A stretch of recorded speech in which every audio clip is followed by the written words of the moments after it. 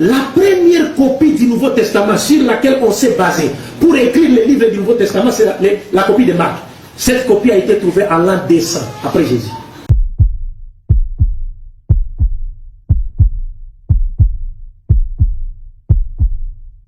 Comme promis, aujourd'hui, nous allons comparer la Bible et le Coran. Nous allons déconstruire tous les propos du Dr Abdul-Majid en moins de 30 minutes. Comme ils disent que le Coran n'a jamais été changé, on va le montrer aujourd'hui que c'est tout à fait le contraire. On va prendre pour appui le tafsir, la biographie de son prophète. Nous allons prendre aussi les hadiths et le Coran lui-même. Ça, c'est la réplique chrétienne face aux accusations musulmanes envers notre foi. Parce que nous savons sur quelle base nous nous tenons. Copie, c'est pas l'original. Tout est perdu. La Bible est le livre le mieux préservé au monde. Il n'y a pas son semblable. Les textes, on peut les lire ici, c'est les documents chrétiens eux-mêmes. Lisez seulement l'introduction de la Bible de Jérusalem, l'introduction de la Bible Tob, l'introduction de la Bible en français, vous verrez, aucun texte original de la Bible n'existe. Jésus est attesté par des données historiques non conventionnelles. Les sources et l'archéologie confirment, donc toutes les sources archéologiques confirment également les lieux, les noms, événements, coutumes et prophéties. Car Dieu aimait tellement le monde qu'il a donné son Fils unique que quiconque croit en lui ne périsse point, mais qu'il ait la vie éternelle. Jésus n'est pas venu de nulle part. Sa naissance, sa vie, sa trahison, sa mort, sa résurrection, tout a été annoncé, bel et bien des siècles à l'avance. Ceci par plus de 300 prophéties. Par exemple, Michée a prophétisé la naissance de Jésus. Ésaïe a prophétisé sa souffrance et sa mort. Et Zacharie aussi a prophétisé sa trahison pour 30 pièces d'argent. Et c'est exactement ce qui s'est passé. Et ceci plusieurs années avant. Vous voyez? Et il a aussi décrit la crucifixion avant même que cette méthode de crucifixion n'existe. Donc, aucun leader religieux n'a été annoncé avant autant de précision. Et ce n'est pas tout. Donc, explorons les origines, les enseignements et le développement historique de l'islam aussi pour comparer avec l'historique biblique. On fera ça avec une approche analytique basée sur les faits. Donc, dans cette vidéo très riche aujourd'hui, nous allons pour la toute première fois vous montrer les récentes découvertes révolutionnaires qui redéfinissent complètement la façon dont les érudits comprennent aujourd'hui les textes les plus sacrés du christianisme et de l'islam. Bon, sans un manque de respect au Dr Abdul-Majid, je voudrais juste lui montrer avec amour qu'au départ, il y avait plus de 600 Corans. Et ça, c'est l'histoire et les tafsirs. Et surtout biographie du prophète. Ceci est écrit dans Tafsir Ibn Kathir. Nous voyons qu'il y avait plus de 600 Corans et après c'est descendu à 200, après 90 et actuellement il y a plus de 60. Donc actuellement voici même 36. J'ai la photo de 36 ici. Même si vous partez au Maroc simplement, actuellement vous allez trouver pas moins de 12 différents Corans au Maroc. Donc, le cheikh, il parle par passion. Il manque de connaissances ou bien il est juste un malhonnête intellectuel. Donc, regardez cette photo. Voilà déjà, je peux vous confirmer que toutes ces photos sont les différents Corans qui existent jusqu'à présent. On n'a pas encore tout rassemblé, mais il y en a plus de 60.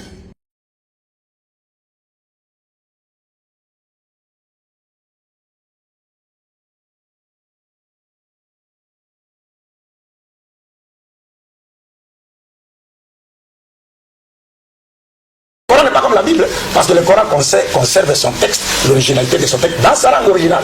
Mais la Bible n'a plus le texte original, c'est perdu. Le Christ parlait en hébreu, mais le Nouveau Testament était écrit en grec. Une langue que le Christ et ses apôtres ne parlaient pas.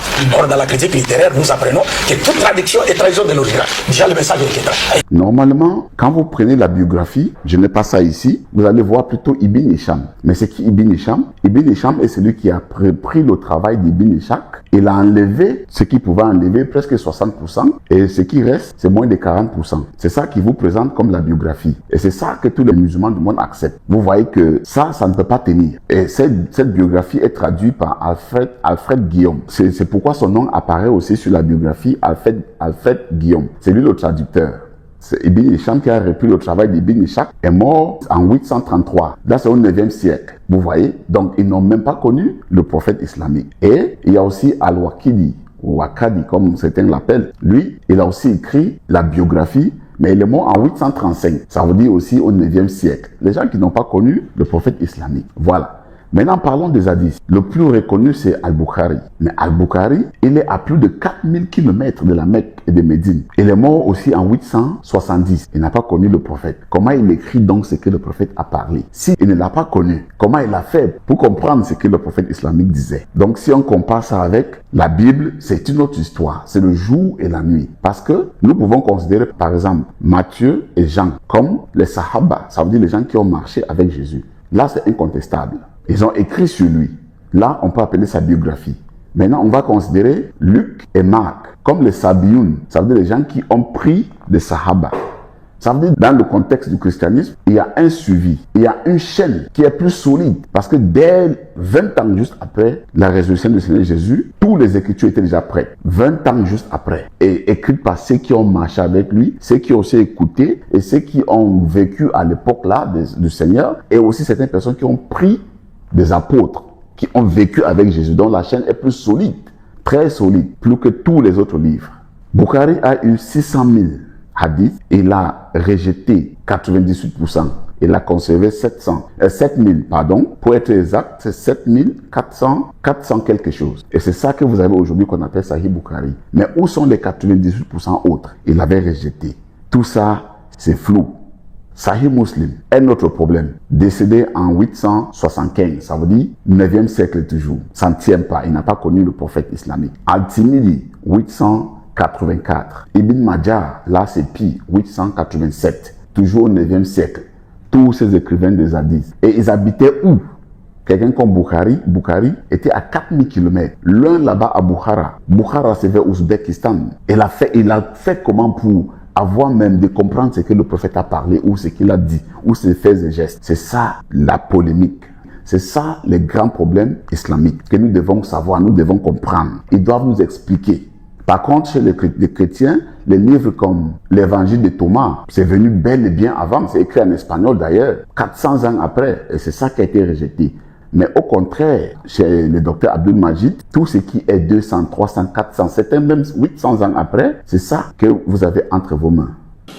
J'implore Dieu pour qu'il puisse couvrir de sa grâce, de ses bénédictions, notre vénéré prophète Mohammed, qui a été envoyé dans le but de tirer l'humanité tout entière des ténèbres spirituelles, de l'ignorance, du polythéisme, de l'idolâtrie et la dépravation des mœurs vers la lumière de la connaissance véritable de Dieu et de vraies valeurs morales que Dieu attend de nous sur le plan spirituel, sur le plan vertical et horizontal.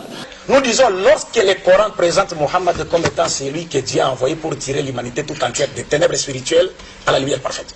Mohammed lui-même déclare, de ce fait qu'il est le sauveur. Mohammed lui-même dit, contrairement aux messagers de Dieu qui m'ont précédé, j'ai été envoyé à la totalité des êtres humains et j'ai clos la prophétie. Après moi, il n'y a pas de prophète.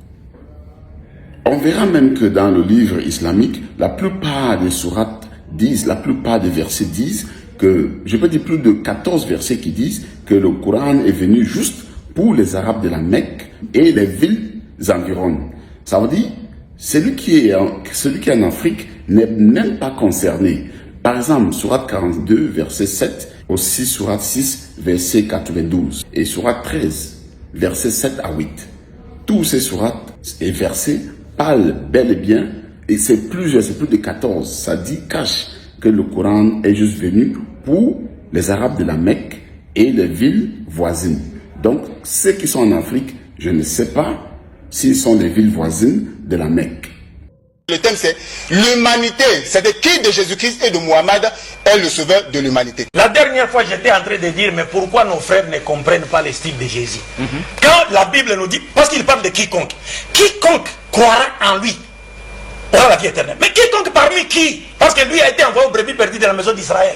C'est pas quiconque pour toute l'humanité.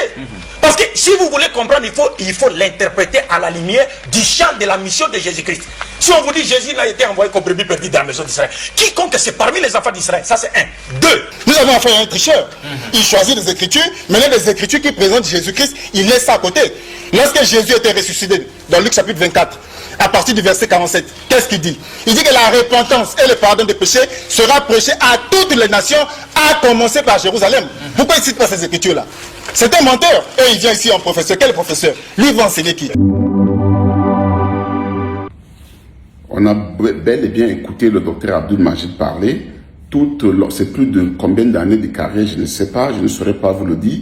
Mais je dis simplement que ce monsieur doit revoir ses copies et voire même changer de fournisseur, parce que franchement, il a dit beaucoup d'âneries, beaucoup de conneries. C'est trop de mensonges. Même quand on parle de la divinité de Jésus, je lui donne l'exemple, ça c'est un petit cadeau pour ce monsieur. Il croit très bien que le Coran, c'est la parole de Dieu, de son Dieu. La parole de Dieu incréée. Ça veut dire la parole de son Dieu devient livre. Maintenant, nous, les chrétiens, nous croyons que la parole de Dieu devient homme. Où est la différence? La parole devient homme, la parole devient livre. Le livre est incréé. Le livre Coran, c'est incréé d'après eux. Si c'est incréé, est-ce que donc on a deux dieux? Allah et Coran? Non. C'est la parole qui devient livre. Pour nous, c'est la parole qui devient homme. Qu'est-ce qu'ils ne comprennent pas? On est là pour démasquer tous les mensonges du docteur Abdul Majid. Nous allons aussi parler de tafsir. Bon, avant de parler de tafsir, il y a aussi Abu Daoud. Il est décédé en 899, bel et bien au 9e siècle toujours. Vous voyez, tout ça, ça ne tient pas. Et An-Nisaï, qui est mort en 915, il n'a pas vécu avec le prophète islamique, il ne le connaît pas, mais il a écrit, il a collectionné les hadiths. Maintenant, parlons de tafsir. Le tafsir, ça veut dire les commentaires. Les tafsirs qui sont bien reconnus, c'est par exemple Al-Tabari. Mais Al-Tabari est mort en 923. Il n'a pas vécu avec le prophète, il n'a rien entendu. Comment il peut donc écrire les tafsirs? Tafsir, c'est l'histoire de l'humanité, désolé, et écrit par Al-Tabari. C'est Tahri, comme ils appellent, mais il n'a pas vécu avec le prophète aussi. Donc, il a juste écrit l'histoire de l'humanité et tout ça a été importé comme source islamique. Et Al-Tabari a vécu où? Tabaristan, qui est à plus de 3000 km de la Mecque et de Médine. Ibn Ishaq, il a vécu où? Bagdad. Bagdad, c'est presque 1600 km de la Mecque et de Médine. Les gens qui sont loin de là. Et à l'époque, pour faire 1000 km ou 3000, 4000 km, c'était pas facile. Avec les chameaux et tout ça, vous allez faire comment? Aller jusqu'à prendre les informations et revenir encore. C'était impossible. Il n'y avait pas des avions, hein? Donc tout ça, on attend les réponses. Parce que ça, c'est juste le début. La deuxième partie, ça c'est pour placer, ça d'abord c'est pour placer la base. La deuxième partie, on va aussi parler de Sahaba, les gens qui ont marché, soi-disant, avec le prophète islamique. On va commencer par Ibn Kathir. Mais Ibn Kathir aussi est venu bel et bien après. Mais comment il est Sahaba? Comment on dit qu'il est compagnon? On va aller pas à pas, on a cimenté la base, on va parler des Sahaba, des Tabi'un, des Sabi'un, tout ce monde-là. Et après, si il y a moins de doutes, c'est là où on fait sortir les sources. On a toutes les sources. On attend d'abord une personne qui est capable de répondre à nos vidéos. Et je dis toujours que le musulman qui va appeler un chrétien ignorant, c'est que c'est lui le plus ignorant de tous. Parce que son propre livre appelle le livre ou les écritures des juifs et des chrétiens inspirés. Wahi, la vérité. Voilà le verset, Surat 2, verset 101. Vous voyez? Troisième point. Excusez-moi encore pour le terme ignorant, parce qu'avoir bac plus 10, plus 15, plus 20, ne vous faites pas un intellectuel. Maintenant, je vous lis un verset coranique. Il s'agit de Surat 5, verset 46 à 47. Ce verset dit, en arabe d'abord, donc ça confirme encore les écritures chrétiennes qui existaient bel et bien au temps du prophète islamique. Ce verset dit, Musabikan lima beina yadehi. Ça veut dire quoi? Les écritures qui tenaient entre ses mains. Ça veut dire le prophète islamique avait les écritures chrétiennes entre ses mains. Et les mêmes écritures qu'il avait entre ses mains, c'est ça que nous avons aujourd'hui. Donc, rien n'a été changé. Et d'ailleurs même, aucun verset coranique dit que la Bible a été corrompue. C'est juste des bouches que les gens parlent par ignorance, ou juste par haine, ou peut-être par la malhonnêteté intellectuelle. Aucun chrétien, aucun musulman ne peut dire que la Bible est corrompue. Entre le Coran et la Bible, qu'est-ce qui a existé premièrement? Mais je vous informe que la Bible a existé avant le Coran. Non, le Coran est venu avant la Bible. C'est l'évangile là. L'évangile là, c'est ça qui est avant le Coran. La Torah avant le Coran. C'est pas la Bible. La Bible, comment la Bible va être avant le Coran? Il y a plusieurs écritures de l'apôtre Paul qui se trouvent dans le Coran et les hadiths. Je donne juste un exemple pour ne pas prendre trop de temps. 1 Corinthiens 2, verset 9 se trouve dans Sahih Bukhari, numéro 74-98, que je vous montre ici sur l'écran. Vous pouvez vérifier à la maison. 1 Corinthiens 2, verset 9, tout ce qui est écrit là, voici la même chose qui se trouve dans Sahih Bukhari. Il n'y a aucun musulman au monde qui peut nous dire que Sahih Bukhari n'est pas authentique. Et c'est le plus authentique d'après 89% des musulmans du monde. Si on lit par exemple Sourate 10, verset 94, qui dit, si les musulmans doutent de leur propre livre, qu'ils consultent les chrétiens, les juifs et les chrétiens. Ça veut dire que nous sommes en quelque sorte leurs mentors. Comment un mentor peut mal éduquer son élève?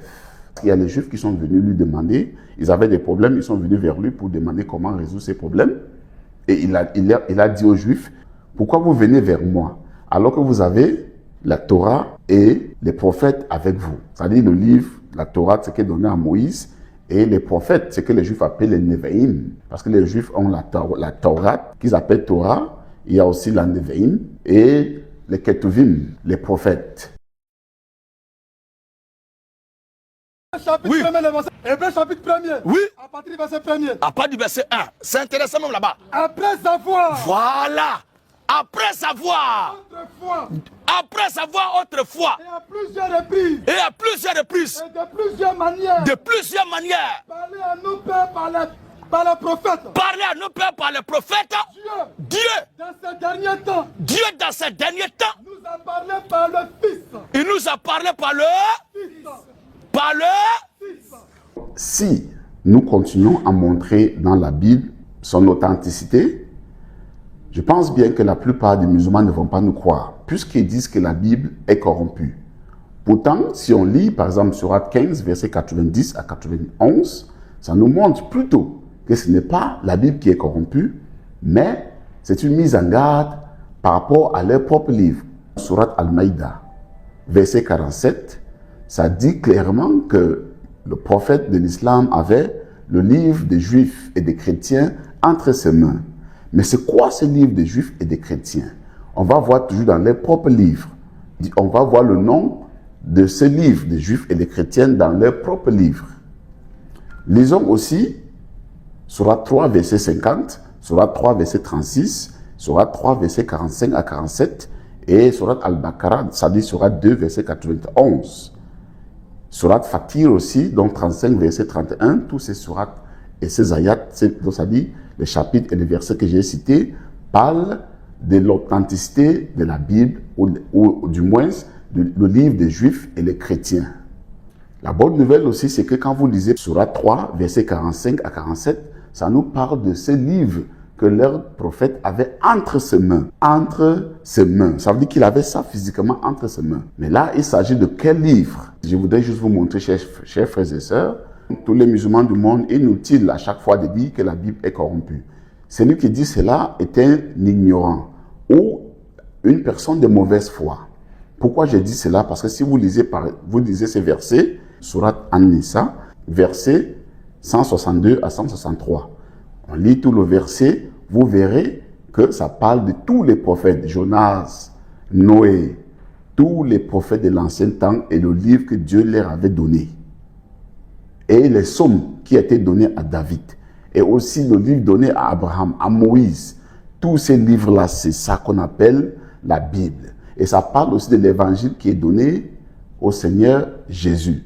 C'est vrai, ça parle de l'évangile et non pas les évangiles. Mais c'est quoi cet évangile qui est parlé dans ce verset coranique? C'est l'évangile de Jean. Ce n'est pas moi qui dis, mais on va lire Ibn Ishaq, Rasulallah. Ça, c'est le plus vieux, le plus ancien écrivain de la biographie de Mohammed, quelques années juste après Mohammed. Cette biographie est considérée comme authentique. D'ailleurs, c'est écrit par Ibn Ishaq et après par Ibn Hisham. Et la traduction a été faite par Alfred Guillaume, que tous les musulmans du monde connaissent. Je m'adresse à vous aujourd'hui parce que on a toujours cette polémique. Vous nous accusez d'un livre qui est corrompu. Pourtant, votre livre, ou bien vos différents livres, vos différents hadiths, et même les sirats disent une autre chose. On va lire la page 653. Sirat Rasul Allah, page 653. Ceux que Jésus, fils de Marie, a envoyés, les 2 disciples et ceux qui sont venus après eux, dans la terre étaient Pierre le disciple et Paul avec lui, à Rome. Paul appartenait aux disciples et n'était pas un apôtre. André et Matthieu à la terre des cannibales, Thomas à la terre de Babel, qui est dans le pays de l'Est, Philippe à Carthage, qui est l'Afrique, Jean à Éphèse, la ville des jeunes hommes de la grotte, Jacques à Jérusalem, qui est Élie, la ville du sanctuaire, Bartholomée à l'Arabie, qui est le pays de Hijaz, Simon au pays des Berbères. Judas, qui n'était pas un des disciples, a été mis à la place de Judas. La vie de Muhammad, une traduction du Sirat Rasulallah par Ibn Ishaq, repris par Ibn Hachem. Laissez-moi vous dire que Jésus est venu avec un message universel. Cela est confirmé par la Bible et par le Coran. Jésus est venu pour le monde entier. L'autre là, personne, je dis bien personne ne peut le contredire. Tous ces apôtres de Jésus, certains ont été envoyés jusqu'en Afrique, comme Philippe, qui s'est retrouvé en Éthiopie, et leur livre aussi dit que Philippe a été envoyé en Tunisie, la terre de Carthage. Donc ça veut dire, les apôtres de Jésus ont prêché la bonne nouvelle jusqu'en Afrique, en Éthiopie, en Tunisie et un peu partout. Oui, frères et sœurs, nous reconnaissons que le Coran parle de la corruption, mais ce n'est pas la corruption du livre des chrétiens, parce que dans le Coran, Dieu dit là-bas que personne ne peut corrompre la parole de Dieu. Personne. Et si nous considérons que c'est Dieu qui a révélé la Torah, c'est lui qui a révélé l'Injil, c'est lui qui a révélé les psaumes, ça veut dire clairement qu'il n'y a personne qui peut corrompre. Mais dans Surat, ça parle des Juifs qui tordaient leur langue en expliquant la parole. Ça ne veut pas dire que ce qui est écrit est tordu. Non, ce qui est écrit est là, mais les Juifs, en expliquant, ils tordaient leur langue en leur faveur. C'est ce que ce verset veut dire. Ça ne veut pas dire qu'ils ont corrompu le livre des Juifs et les chrétiens. Donc ne faites pas l'amalgame, ne mélangez pas les choses. Donc, chers frères et sœurs, en conclusion, je peux vous dire haut et fort que la Bible n'a jamais été corrompue. Et quand le Coran parle de livres des Juifs et des chrétiens, c'est la Bible. Parce que leurs sources les plus anciens, je ne parle pas des petits apologètes qui sont dehors là aujourd'hui, les BAM, les DDR et le docteur Abdul Majid, tout ce qu'ils parlent, ils font l'apologie de leur religion, c'est normal. Mais s'il faut lire les sources, parce que s'il faut connaître tout par rapport à les prophètes, il faut lire Sirat Rasulallah, qui est les faits, les gestes, les paroles, tout ce que les prophètes ont eu à faire, la vie qu'il a menée, et tout ce que je tire, tout ce que je parle, je tire ça du Coran aujourd'hui et de Sirat Rasulallah. C'est avec amour que je fais ça, c'est avec la paix que je fais ça, parce que ce n'est pas une guerre entre nous, mais c'est juste pour corriger certaines choses et aussi vous faire savoir que le livre des Juifs, le livre des chrétiens n'a jamais été corrompu, mais il y a eu des gens qui tordaient les langues en expliquant à l'époque de votre prophète. Et aussi, rappelez-vous, Surat 3, verset 55 dit que que ceux qui suivent Al-Masih Issa, ça veut dire ceux qui suivent le Messie Jésus-Christ, resteront supérieurs à ceux qui ne le suivent pas, jusqu'au jour de la résurrection. Deuxième point, rappelez-vous toujours, quand vous voulez parler aux chrétiens que nous sommes, rappelez-vous toujours que votre Coran nous appelle votre mentor. Dans Surat 10, Surat Yunus, Surat 10, verset 94 ou 94. Ça veut dire, si vous vous doutez de votre propre message, venez nous consulter. Ça veut dire que quoi? Si vous venez nous consulter, c'est parce que nous avons aussi la vérité. Wahi. Nous avons ça. Et ce n'est pas moi qui dis, mais c'est votre propre livre qui dit que nous avons la vérité qui a été révélée par Dieu. Pourquoi donc vous dites que le livre des Juifs ou le livre des chrétiens a été corrompu? Ça, c'est une très très mauvaise compréhension qui ne doit jamais être répétée. Aucun musulman, aucun chrétien, personne au monde ne peut dire cela, alors que son livre dit une autre chose. Merci, une fois de plus, c'était juste pour apporter une petite correction, un petit redressement par rapport à ce que j'entends un peu partout sur le net. Même les docteurs disent cela. Les savants modernes, presque tout le monde se dit que le livre des chrétiens est corrompu. Pourtant, ce même livre, comme dit les hadiths et le Coran, ce même livre était présent entre les mains de Mohammed, et aussi ce même livre, il a demandé aux Juifs et aux chrétiens de juger selon ce livre. S'il demande aux chrétiens de juger selon ce livre, c'est parce qu'il sait que le livre est authentique. Et ça n'a jamais été changé. D'ailleurs, rien que le Nouveau Testament, c'est presque 6000 manuscrits découverts. Et ceux qui suivent le Seigneur Jésus, le Coran dit qu'ils resteront supérieurs. Maintenant, c'est à vous de chercher à savoir qu'est-ce que ceux qui le suivent ont dit. Qu'est-ce que le Seigneur Jésus leur a dit. C'est donc ça que nous appelons la Bible, bibliothèque. C'est tout ça qu'on a rassemblé pour faire de ça, ce qu'on appelle la Bible aujourd'hui. Et certaines écritures de cette même Bible se retrouvent dans votre livre aussi. Même l'apôtre Paul que vous accusez, ces écritures se trouvent, comme vous avez vu, dans votre livre.